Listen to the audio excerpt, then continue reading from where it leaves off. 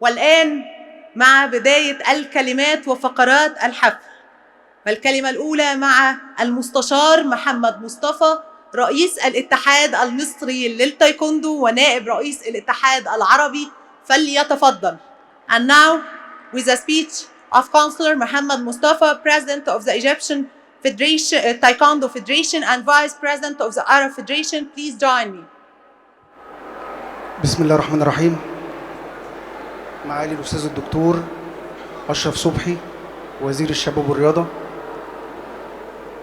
السيد إيدي ساكا نائب رئيس الاتحاد الدولي ورئيس الاتحاد الإفريقي، السيد إدريس الهلالي عضو المكتب التنفيذي بالاتحاد الدولي ورئيس الاتحاد العربي ودول بحر المتوسط ونائب أول رئيس الاتحاد الإفريقي، السادة رؤساء الاتحادات العربية والإفريقية والأجنبية، السادة الحضور، ضيوف مصر الكرام، السلام عليكم ورحمة الله وبركاته.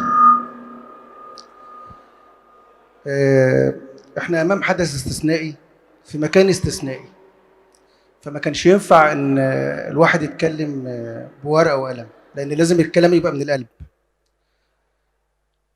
احنا النهارده بفضل الله تعالى ثم بدعم الدولة المصرية وبتوجيهات السيد الرئيس عبد الفتاح السيسي وبوقفة قوية جدا جدا جدا من معالي الدكتور الوزير أشرف صبحي الوزير الرياضي، بنعمل لأول مرة من 4 سنين 5 بطولات دولية على أرض مصر وفي العاصمة الإدارية.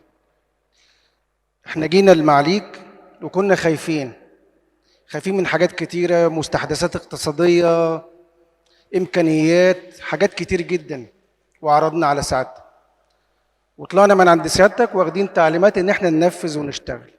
والحمد لله النهاردة عندنا 35 دولة بتشارك في بطولة مصر الدولية السابعة للتايكوندو والأولى للبارا تايكوندو وبطولة كأس الرئيس الدولية بإجمالي نقاط 40 نقطة، 30 نقطة للكروجي والبارا كروجي.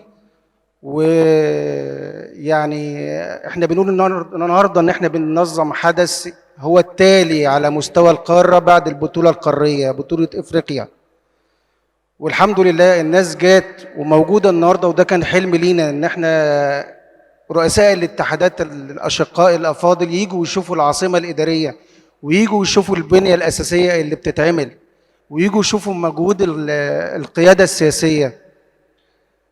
واحنا بنشكر حضرتك لان احنا عرضنا على حضرتك رعاية البطولة، وحضرتك جبت لنا موافقة دولة رئيس الوزراء على رعاية البطولة، فاحنا بنشكر حضرتك وبنشكر فخامة دولة رئيس مجلس الوزراء وبنشكر سيادة الرئيس الانسان اللي اهتم بالرياضة سيادة الرئيس عبد الفتاح السيسي. وربنا يكرمنا ان شاء الله ونكمل الحلم مع حضرتك لاولمبياد باريس باذن الله تعالى. متشكر لحضرتك والسلام عليكم ورحمة الله وبركاته.